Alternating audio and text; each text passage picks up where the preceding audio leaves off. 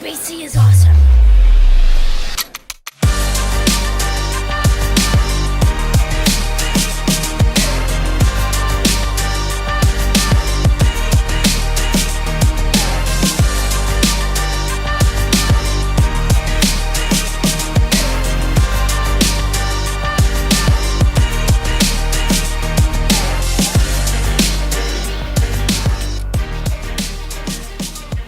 Previously on Spawn Adventures, we chewed up a few hundred more kilometers on our endurance journey and shared some of our early riding ambitions that will remain incomplete for now.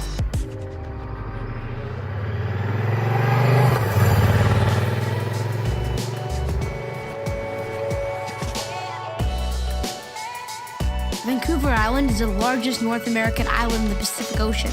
But in a straight line, it's only 460 kilometers long and 100 kilometers at its widest point. Thankfully, the roads constantly twist and turn, but we've been on the roads real fast. Of course, when it does feel small, we do have the rest of BC to play in. Rolling further northwest to Prince George, we cruise on.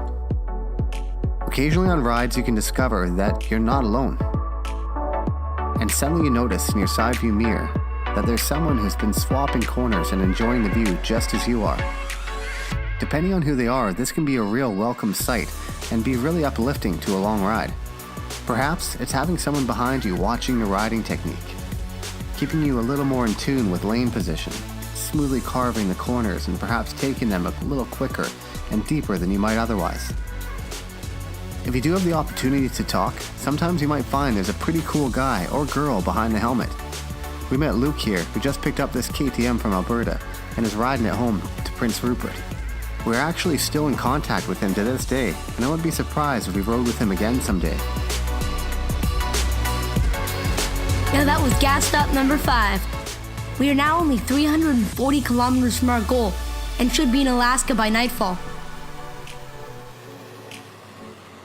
It's hard to believe that we've made it even this far. We had originally planned to do this trip over a year ago on our old bike. That attempt was a roller coaster that sure tested our determination. It began when we were prepping for the trip. I was doing some significant maintenance on the bike. I just want to ride the damn bike. So I'm just going to wing this video. It's what they recommend I use for my bike. It's a 1550. We were about 3 weeks away from leaving on the trip to Hyder and planned to complete our second goal we had of reaching the Alberta border together. We downloaded some new tunes for our helmets and went for a test ride on our favorite local road. Now, we knew this road and had ridden it countless amounts of times. What happened next was a hard lesson to be learned. The new music in our helmets had us gently pumping left and right corners, very familiar corners. That night, the sky was strange. The sunset seemed to turn everything monochromatic. We made our corners smoothly and not even very fast, and then we were caught by surprise. Someone had chewed up their gravel driveway, kicking the rocks all over the lane. With the odd light of the evening and the expectation of the road being clear, I rode straight through the sea of gravel, carving the corner no different than the last. The rear wheel kicks out, and the bike spins into a small ditch. We landed on our sides, sliding a short distance. A crappy leather jacket slid up my chest, giving me a taste of road rash on my ribs and knee. We had Aaron's riding suit on order when this happened, and he would have been completely fine if he was wearing it. We picked up the bike, checked it out, and rode it home. The important lesson here is that the rider always has to stay focused on the road. Never assume the road surface will be the same. The bike turned out to be a complete write-off, and we had to say goodbye to our beloved Beamer. That bike had a good life though, and I had put close to 80,000 kilometers on it, lots of those with Aaron. That was a huge bummer, and the trip was a bust without a bike. I sent an email to a friend and told him what had happened, and that we won't be able to make the trip to Alaska with him now. Later that night, he replied and said, "Hey, I know a guy who's selling a bike. I'll buy it for you. Take the trip. When you get back, buy it, or we can sell it. Probably make some money off it." Of course, I said, hell yeah, let's do it. And that's where the Honda XL 1000V came from. I got it insured, and 3 days later, we had it packed, Really high. waiting for another ferry. Now, as it turned out, the road to Hyder had received a ton of snow the night before. A decision was made while on the ferry to scrap the Alaska ride, and the rest of the group were heading to San Francisco instead. Reaching the Alberta border was an important goal for us, so we decided to continue to head across the bottom of BC.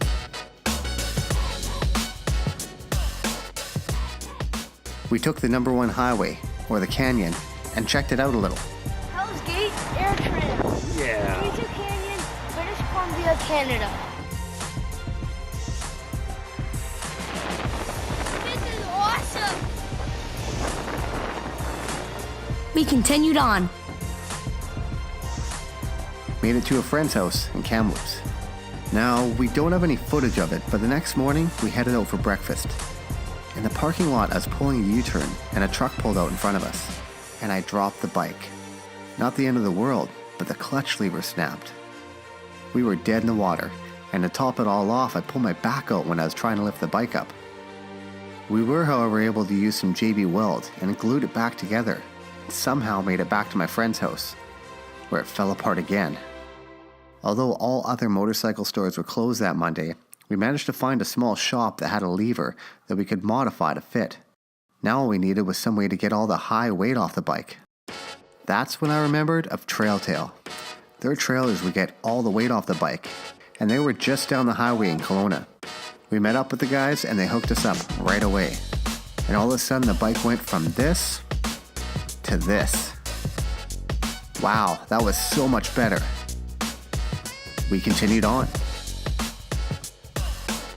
Whoops. Hey. Ironically, we stopped to take a closer look at a hydro dam, and I left the ignition on. Quick tip, when you buy a used bike and immediately take it on a trip, replace the battery first. So the bike's battery died. Sucks. That short break completely killed the battery. That thing was like a freight train, and I wasn't even sure if the thing would kick over.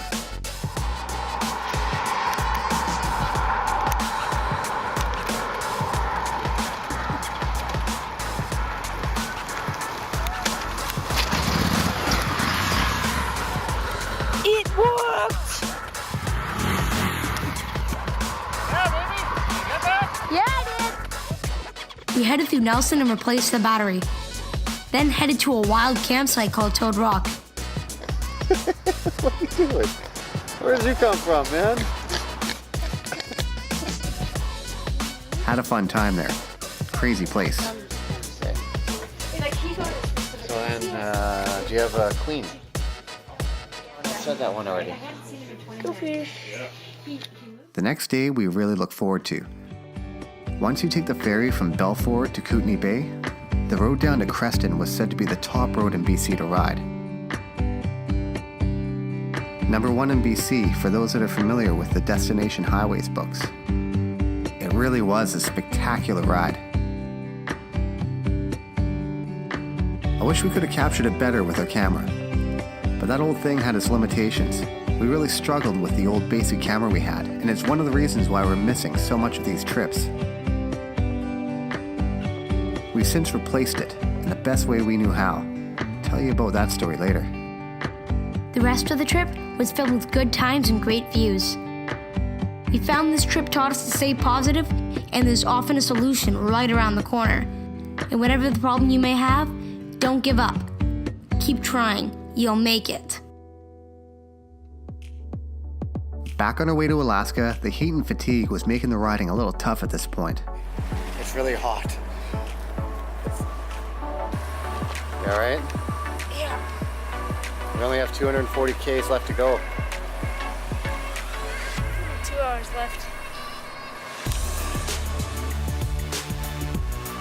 You know, we actually enjoy the journey on a bike in the tough situations as well.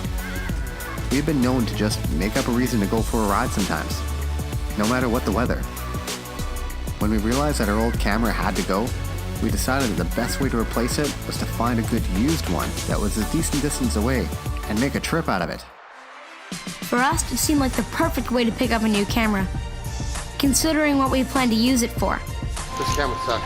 I know it does. What are we doing on this trip anyway? What's the purpose of this? I don't know. Maybe buying a new camera. Yeah. So off we went, crossing the border into Washington State. The weather wasn't perfect, but that's all part of it. If we wanted a predictable, climate-controlled experience, we would have taken the truck. It's your closeness to the environment that really makes these traveling experiences real. And angry, apparently. And we really think this stuff is kind of funny anyway. And when you're prepared for it, you can be quite comfortable. We made it to Wenatchee. Yeah. Hi. Here we met a nice guy with a camera. Little adventure, huh? Yeah. Here. Pristine condition and a great price. Although I think it would have been cheaper to buy it locally. But where's the fun in that?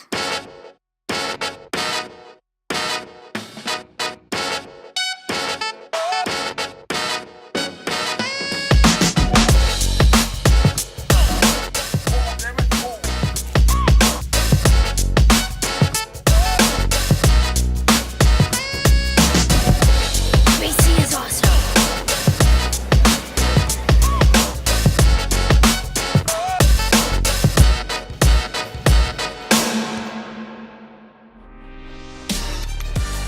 Next time on Spawn Adventures, we eat up the final kilometers of our IBA endurance ride. Cross a long sought-after border. And explore an extraordinary place.